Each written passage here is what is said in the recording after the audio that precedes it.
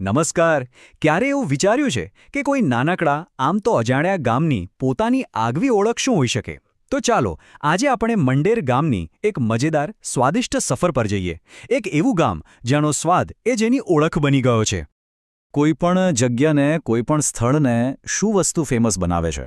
કોઈ મોટો કિલ્લો કે પછી કોઈ ઐતિહાસિક ઘટના કે પછી કદાચ એકદમ સાધારણ દેખાતી પણ મોઢામાં પાણી લાવી દે એવી કોઈ વાનગી? ચલો આ સવાલનો જવાબ આપણે સાથે મળીને શોધીએ.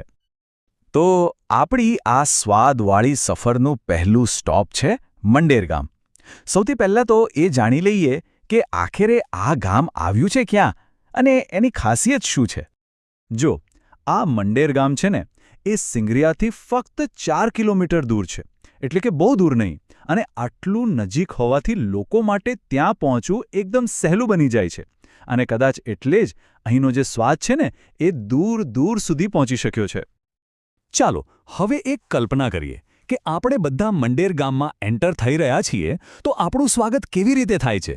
ગામમાં પગ મૂકતાની સાથે જ પહેલું શું દેખાય છે? તો જેવી ગામમાં એન્ટ્રી કરીએ સૌથી પહેલાં તો એક મોટો ભવ્ય દરવાજો આપણું સ્વાગત કરે છે. એ જોતાં જ લાગે કે વાહ, ગામની શાન છે આ. અને બરાબર એની બાજુમાં છે રામદેવ પીરનું મંદિર. આ બંને વસ્તુઓ, દરવાજો અને મંદિર, ગામની આસ્થા અને એની સંસ્કૃતિની ઓળખ કરાવી દે છે. મગજમાં તરત જ એક છાપ પડી જાય છે. પણ ગામની ખરી ઓળખ એના દરવાજા કે મંદિરમાં નથી હો, એ તો છુપાયેલી છે એના સ્વાદમાં. હવે આપણે પહોંચી રહ્યા છીએ આખી વાર્તાના હાર્ટમાં, એના કેન્દ્રમાં. ચાલો જોઈએ કે મંડેરનો એવો તો કયો સ્વાદ છે જેણે આ ગામને આટલું ફેમસ કરી દીધું છે.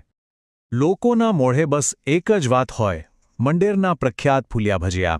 બસ આ 3 શબ્દોમાં જ જાણે આખા ગામનું રહસ્ય સમાયેલું છે. પણ એવું તો શું ખાસ છે આ ભજીયામાં? ચાલો જોઈએ.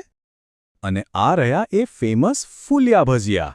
જુઓ તો ખરા, દેખાવમાં એકદમ સાદા, પણ એનો સ્વાદ અદ્ભુત.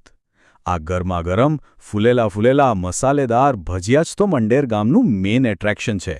લોકો ક્યાં ક્યાંથી દૂર દૂરથી બસ આ એક સ્વાદ ચાખવા માટે જ અહીં સુધી આવે છે. પણ વાર્તા અહીં જ પૂરી નથી થતી હો. મંડેરની ઓળખ ખાલી તીખા ખારા સ્વાદ પૂરતી નથી. એક બાજુ જ્યાં ગરમાગરમ ભજીયા છે તો બીજી બાજુ અહીંના દૂધના મીઠા પેંડા પણ એટલા જ ફેમસ છે.